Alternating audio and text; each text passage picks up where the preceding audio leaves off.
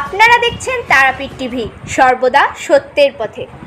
সংসারের হাল ধরতে টোটোতে কাঁচা সবজি নিয়ে গ্রামের পথে পথে শক্তিগড়ের রূপা।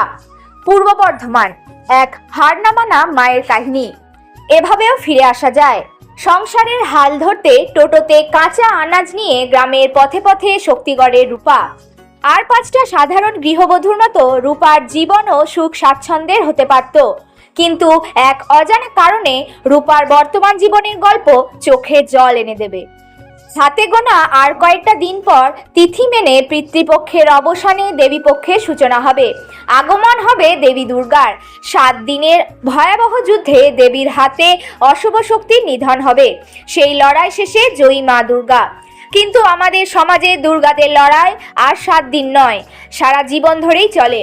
পুরুষতান্ত্রিক সমাজে যখন সংসারের বেশিরভাগ ক্ষেত্রে নৌকার দাঁড় একজন পুরুষের হাতে থাকে, তখন শত বাধা পেরিয়ে একজন মহিলা হয়েও সংসারের বোঝা নিয়ে কাঁধে নিয়ে টোটোর হ্যান্ডেল ধরে এগিয়ে চলেছেন আজকের দুর্গা রূপা মণ্ডল।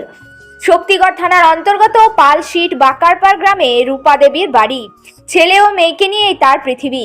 নুন আনতে পান্তা ফুরোনো সংসারে ছেলে একাদশ শ্রেণীতে আর মেয়ে 6ষ্ঠ শ্রেণীতে পড়ে।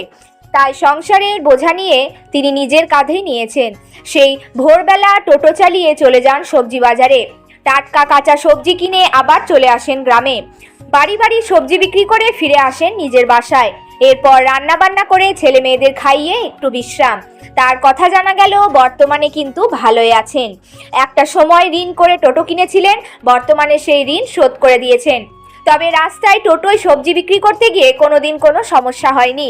শাকসবজি হয়তো অনেক মহিলারাই বিক্রি করেন, কিন্তু রূপার মতো টোটো চালিয়ে সবজি বিক্রি হয়তো হাতে গোনা। তবে এই পেশায় সকলে সহযোগিতা পেয়েছে রূপা দেবী। আজ রূপাকে দেখে অনেক নারী এই পেশাকে বেছে নেবেন। স্থানীয়রা বলেন, রূপা মণ্ডল এই সমাজে দেখা সাক্ষাৎ দুর্গা। যেমন তার নম্র কথাবার্তা, ঠিক তেমনই তার চিন্তা ভাবনা। মা দুর্গা প্রতি বছরের মতো এবছরও আসবেন, আবার 4 দিন পর চলেও যাবেন।